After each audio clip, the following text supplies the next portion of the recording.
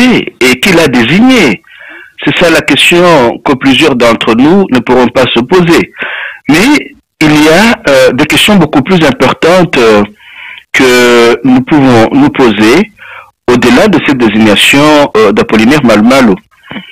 Quel est le pouvoir organisateur de la suite de ces élections piège à con chez nous?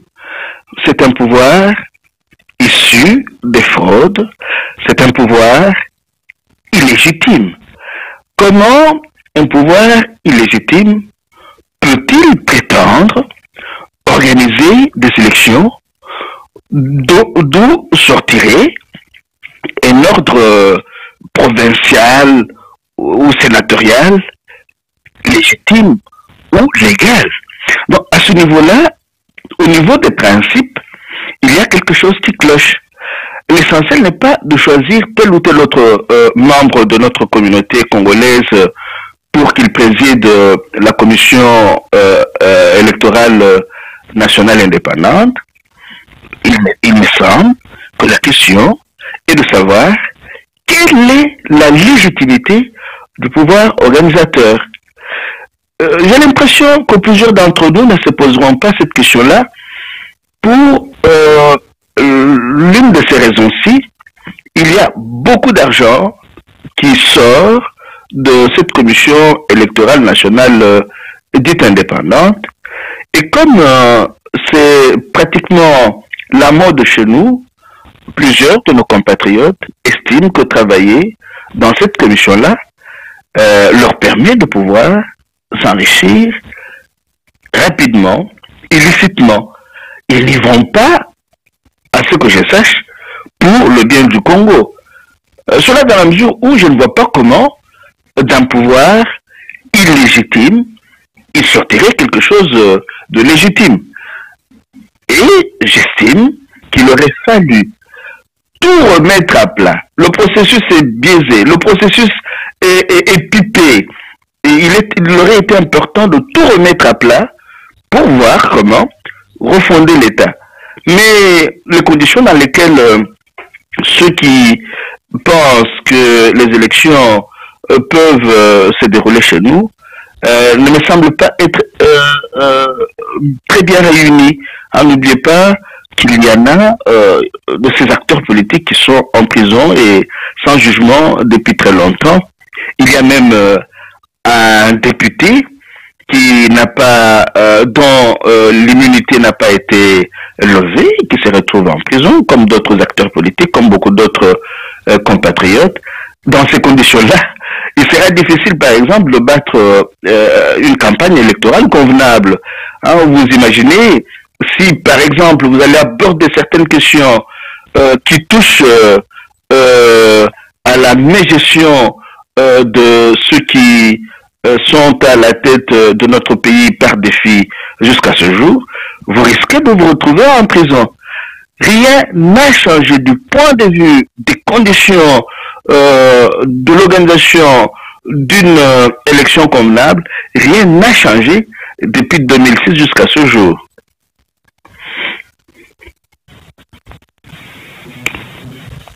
Et la question me semble très difficile. Je pourrais répondre en disant qu'en tant que prêtre, l'abbé Apollinaire Malumalu dépend directement de son évêque. Si son évêque a donné son aval depuis qu'il fait ce qu'il est en train de faire aujourd'hui, j'ai l'impression que la conférence épiscopale nationale du Congo doit avoir avalisé le quitus de son évêque. Sinon, je ne comprendrai pas qu'un prêtre puisse faire ce qu'il est en train de faire pendant autant de temps qu'il le fait sans qu'il y ait des réactions de la part de ses supérieurs hiérarchiques dans le bon ou dans le mauvais sens. Parce que jusqu'à ce jour, je n'ai jamais entendu, peut-être que c'est par manque d'information, son évêque s'exprimer sur son engagement dans ce qu'il fait jusqu'à ce jour. Donc, si il n'y a aucune réaction sur son engagement, c'est que il le fait avec l'aval de son évêque, ou il le fait à titre individuel. Je ne sais pas comment il se serait arrangé pour faire cela. C'est une question délicate et difficile. Est-ce que Monseigneur Nicolas Njomo serait parti à Kingagati avec l'aval de toute la conférence épiscopale nationale du Congo? L'a-t-il fait à titre individuel?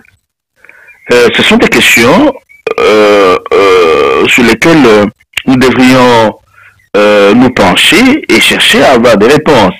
Il serait peut-être important que nous ayons des réponses exactes sur ce qu'il y a eu et exactement que nous sachions à quel titre il est allé à Kingagati.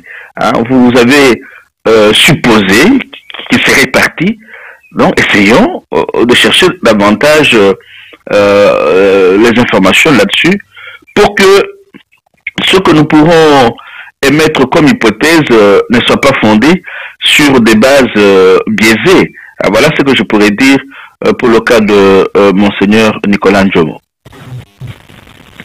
Mais à vous entendre parler et poser des questions, on supposerait que vous croyez que le Congo est un pays normal. Non. N'oubliez pas, et nous l'avons dit dans plusieurs émissions, le Congo est un pays sous occupation de la communauté dite internationale par le canal de l'ONU. Le Congo est un pays sous occupation des pays limitrophes soutenus par leurs parrains, et c'est dans ce contexte-là qu'il est infiltré dans toutes ces institutions. Alors, il y a de l'affairisme. Ce qui se passe au Congo, n'est pas de la politique. C'est un affairisme d'un groupe d'individus, un affairisme soutenu, porté à bout de bras par un groupe d'individus, le groupe auquel M. l'abbé Apollinaire Malou appartient. Alors ce groupe s'arrange pour nous donner l'impression qu'il fait de la politique. Mais il n'y a pas de la politique au Congo. Vous imaginez un pays où l'on ferait la politique, où certains acteurs politiques seraient enlevés nuitamment, où les membres des familles des acteurs politiques sont enlevés nuitamment sans mandat, bastonnés, pillés, comme on l'a fait dernièrement avec les membres de la famille de maître Marie-Thérèse Landou. Et ça, ce n'est pas un pays, ce n'est même pas un espace politique, c'est une jungle. Alors, vouloir appliquer les règles de la politique telle qu'elle se mènerait dans un pays qui se respecte à une jungle qui s'appelle le Congo, c'est peut-être ne pas réellement comprendre ce qui se passe dans cette jungle-là. Donc tout ce qui se passe aujourd'hui, sont des arrangements de ce que nous appelons le 1% de l'élite transnationale et nationale de prédation, pour pouvoir rouler notre population dans la farine. Cette élite prédatrice monte ce cinéma-là pour nous leurrer. Mais comme cette élite prédatrice sait qu'elle peut prendre dans ses filets certains de nos compatriotes avides d'argent et de pouvoir fantoche, et elle se donne à cœur joie à ce cinéma-là. Nous réfléchissons, nous débattons, c'est bien, mais ne faisons pas comme si le Congo n'était pas une jungle, ne faisons pas comme si le Congo n'était pas sous occupation, ne faisons pas comme si le Congo n'était pas une colonie de la communauté dite internationale. Le Congo, c'est un pays qui ploie sous le joug de l'impérialisme et du néocolonialisme. Alors, dès que nous oublions ces éléments-là, j'ai l'impression que notre échange risque de boiter, que ça doit nous exonérer. Heureusement que vous précisez en disant que vous parlez de la classe politique congolaise qui est à Kinshasa. Et en donnant votre précision, vous montrez par exemple qu'il y a quelque chose qui manque à ce que vous appelez classe politique qui est à Kinshasa, parce que tout se passe à Kinshasa, et pour la plupart de ces partis politiques-là, de ces hommes politiques-là, l'arrière-pays n'existe pas. Ah, n'oubliez pas qu'au jour d'aujourd'hui, la plupart de nos villages sont vidés et occupés par ceux qui sont en train de chercher à avoir des carrés miniers et d'exploiter à moindre frais nos matières premières en esclavagisant nos enfants, nos mamans et nos frères et sœurs. Donc, c'est d'un, de deux. Il n'y a plus tellement d'acteurs politiques dignes de ce nom à Kinshasa. Il y a beaucoup d'aventuriers. Il y a beaucoup d'aventuriers et cette classe politique-là est constituée de ce que Laurent Désiré Kabila avait dénommé un conglomérat d'aventuriers. Il n'y a pas de règle sans exception. Il y a par-ci par-là ses compatriotes qui essayent quand même de lutter pour redorer le blason de ce qui nous reste encore comme espace géographique, mais ce n'est pas facile. Et ces compatriotes-là, pour la plupart, se retrouvent aujourd'hui en prison. Voilà pourquoi je vous disais que le Congo est devenu une jungle et que si on veut organiser les élections dans une jungle, cela ne pourra profiter qu'aux criminels de guerre qui essayent d'ensauvager le pays. Nous exonérer, je dirais non. Nous avons pas simplement ce qui nous reste de la classe politique, mais aussi ce qui nous reste de la société civile. Il y a un travail fou à abattre, c'est celui de la renaissance de la société civile et de la classe politique congolaise. Et ce travail-là est en train de se faire. Il y a des minorités organisées qui s'y adonnent, mais c'est un travail qui doit être abattu en profondeur pour la renaissance du Congo.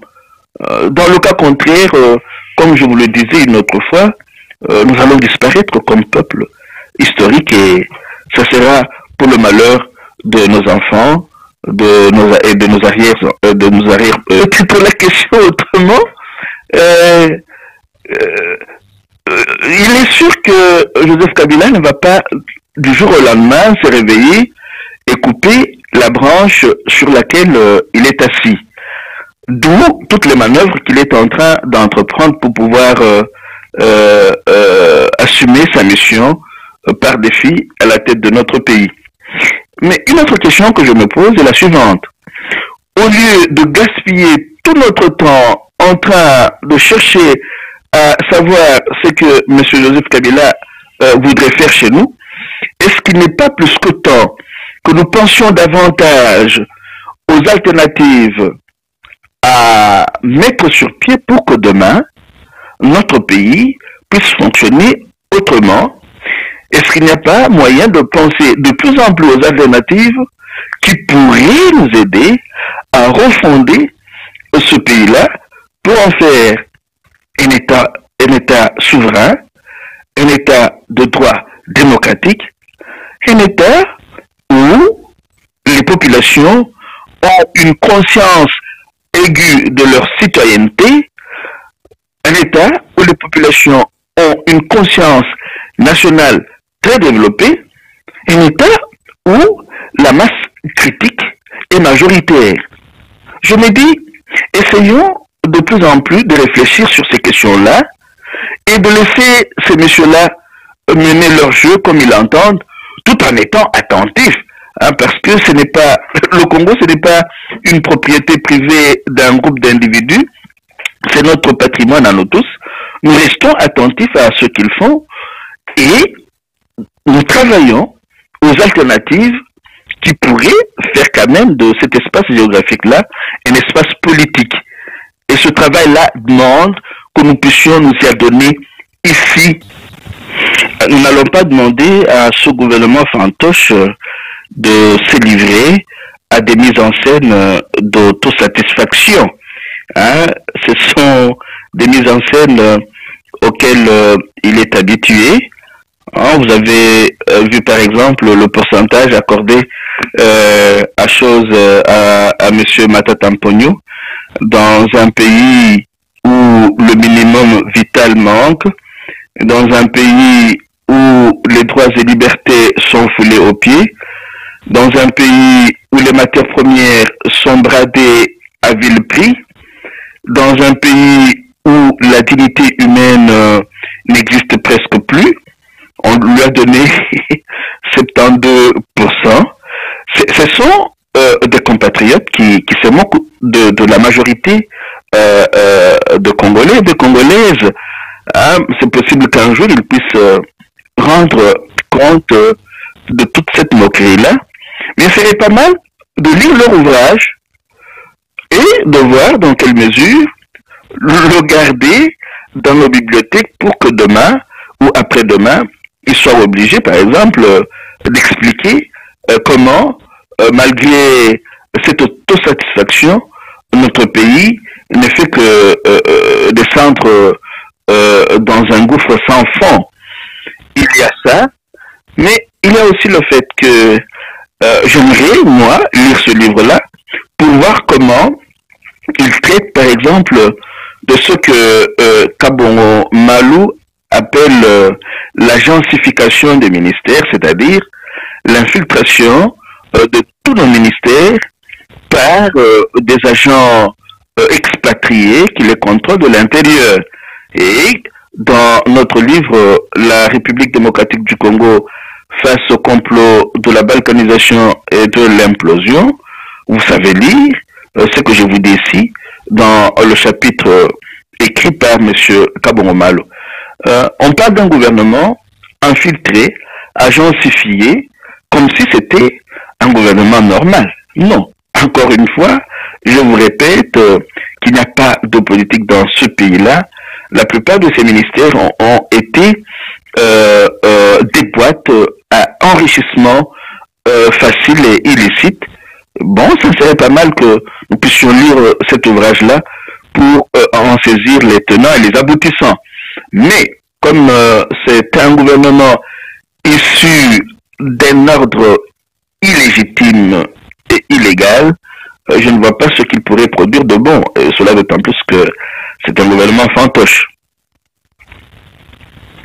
C'est une assemblée nationale nommée. Les alliances ne peuvent que se faire et se défaire en fonction des intérêts individuels et égoïstes. Et ces messieurs-là, pour la plupart, savent que ceux qui gèrent ce pays par défi font sortir beaucoup d'argent pour créer des divisions qui leur profitent. Et là aussi, nous devrions faire très attention.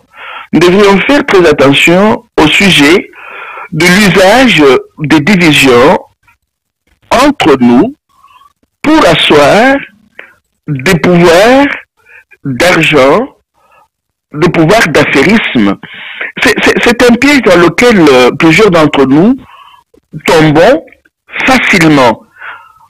L'entretien des divisions profite à ceux qui estiment que diviser permet de régner. Je ne sais pas comment nous devrions nous habituer à avoir le réflexe qui nous aide à contourner toutes les divisions qui ne nous permettent pas de pouvoir sortir notre pays du bourbier. Tant qu'on saura que nous tombons facilement dans les divisions, l'élite prédatrice, le 1% dont je parlais ici, s'en servira toujours pour pouvoir nous rouler dans la farine et puis poursuivre son affairisme comme si de rien n'était. Donc essayons d'être un peu attentifs. C'est un cri à lancer à ceux qui estiment encore au sein de nos forces acquises au changement, à nos frères et sœurs qui estiment encore qu'il y a moyen, malgré tout, de déployer un effort pour faire un minimum de politique dans ce contexte-là. Sinon, comme je le disais et comme je ne sais de le dire, nous risquons de disparaître comme pays et comme peuple historique.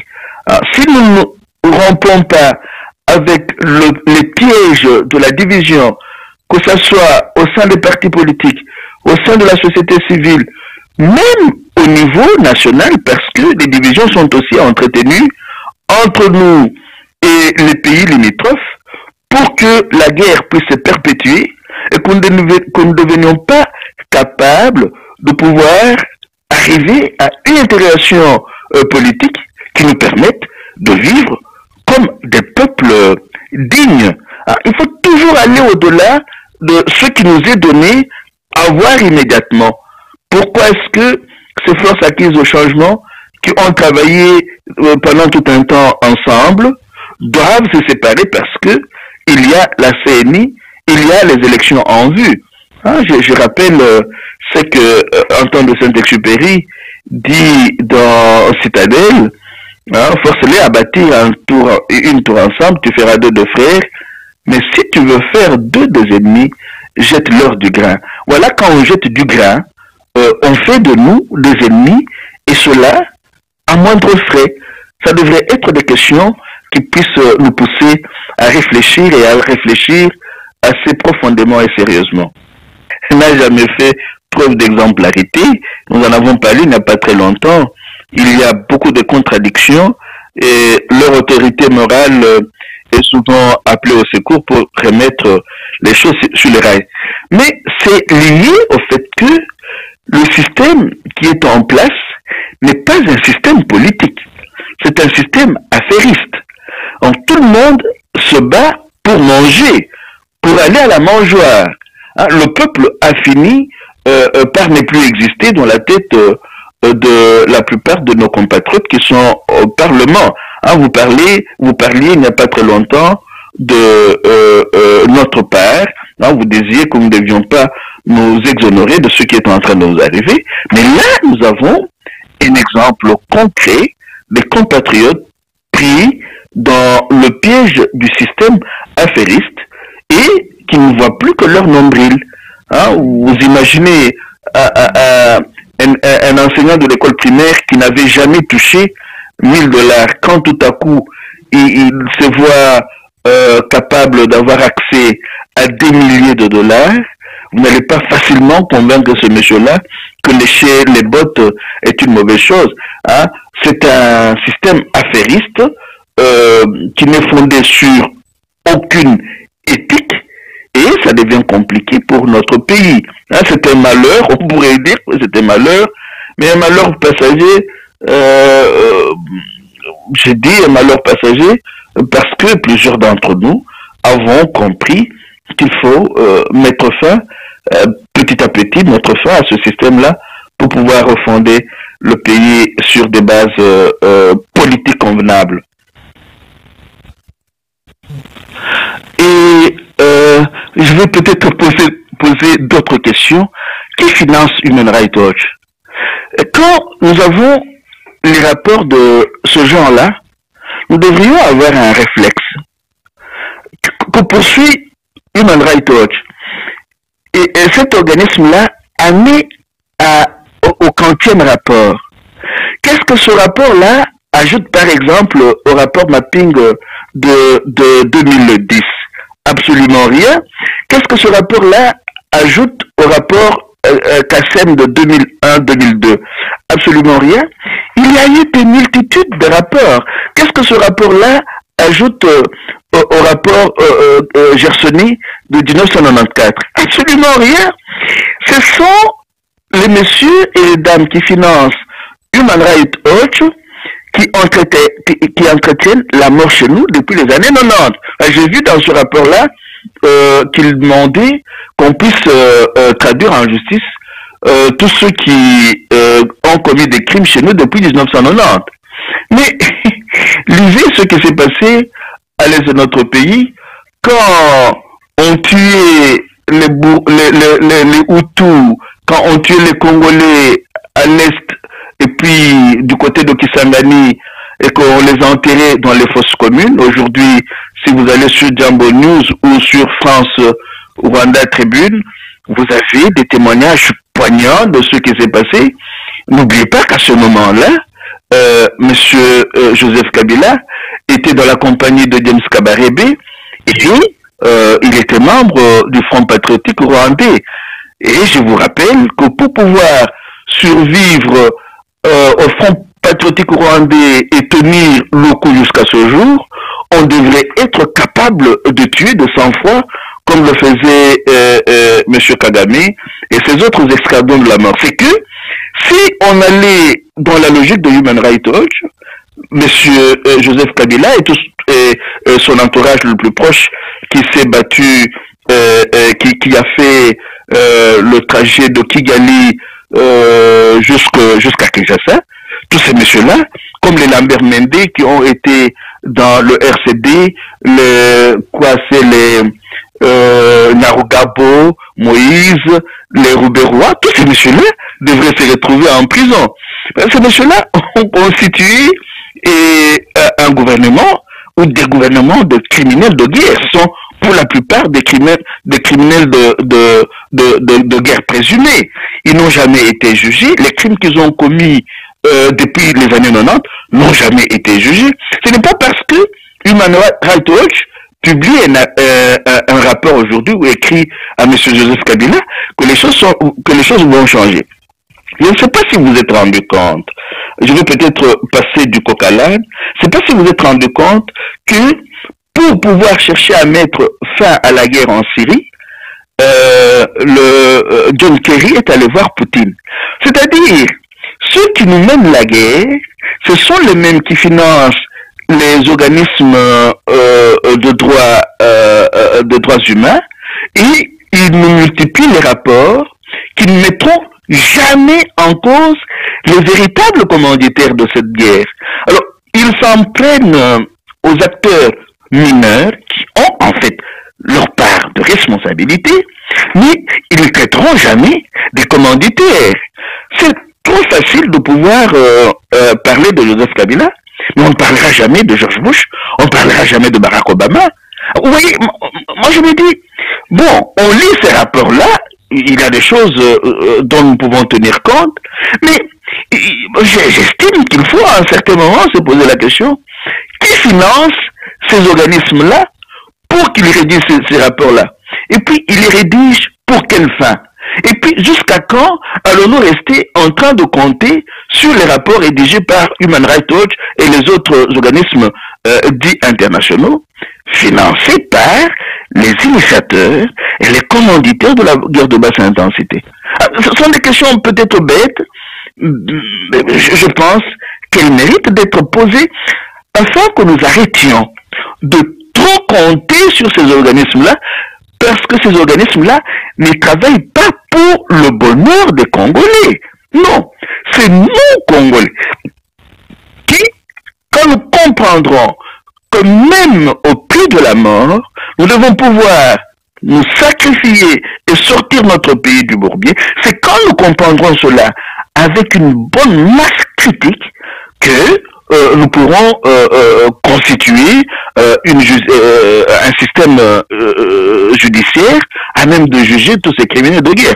Nous n'avons pas à compter sur ces... Vous comprenez pourquoi, par exemple, M. Poutine les a chassés de son pays. Dernièrement, le Bolivien Evo Morales en a aussi chassé. Pour la plupart, ce sont des organismes infiltrés par les agents de services secrets des pays commanditaires de la guerre chez nous.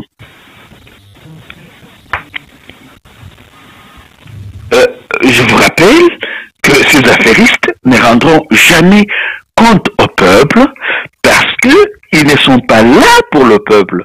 Ils sont là pour eux-mêmes, ils sont là pour leurs parents qui les ont entraînés dans le marionnettisme.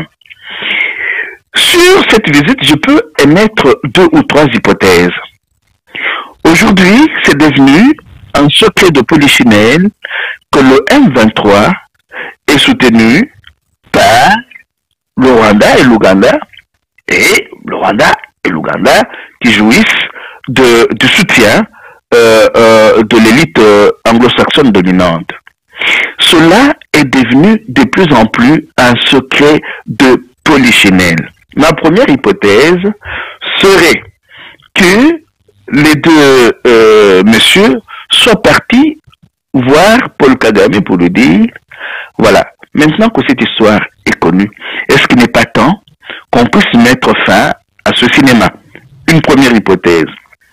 Une deuxième hypothèse serait que ces messieurs soient partis pour voir comment corriger le tir et inventer d'autres petites guerres ou d'autres M24 ou 25. Deuxième hypothèse. Une troisième hypothèse pourrait être celle-ci.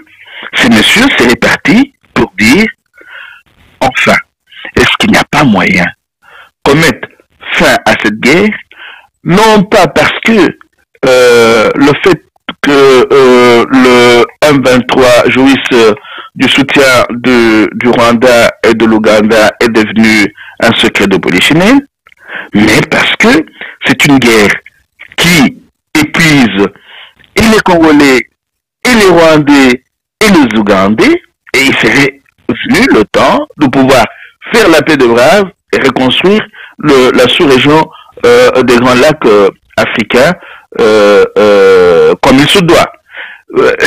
C'est l'hypothèse la moins probable pour moi.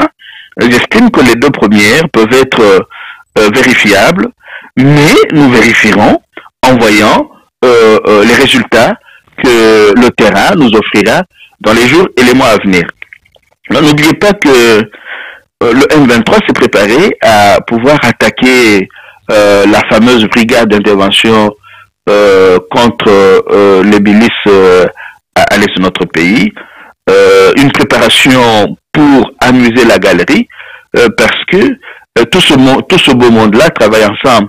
Nous, Congolais, nous n'avons pas pu nous poser la question de savoir comment 3000 personnes feraient mieux là où 17 000 n'ont pas pu faire grand-chose.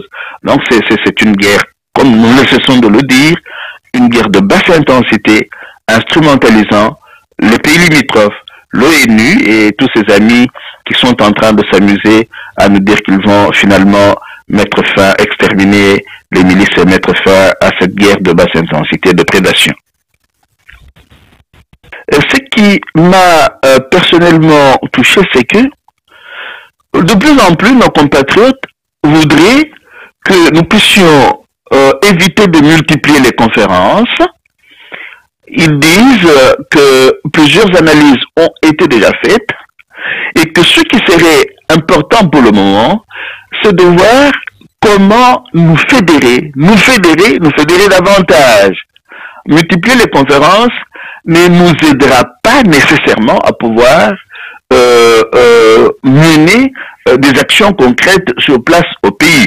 Bon, on a dû apporter des correctifs en disant il faut conjuguer conférences et actions concrètes. Hein?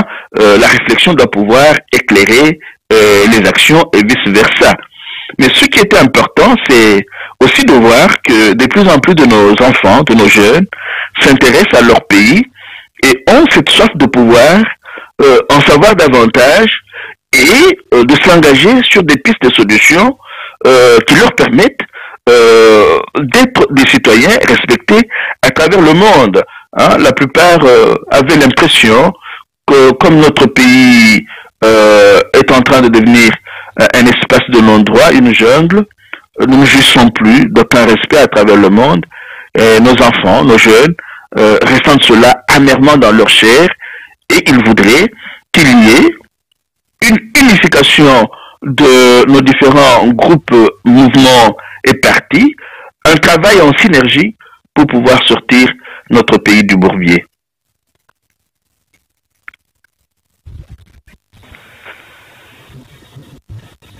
Merci bien, Monsieur Etienne Nandou, et à la semaine prochaine.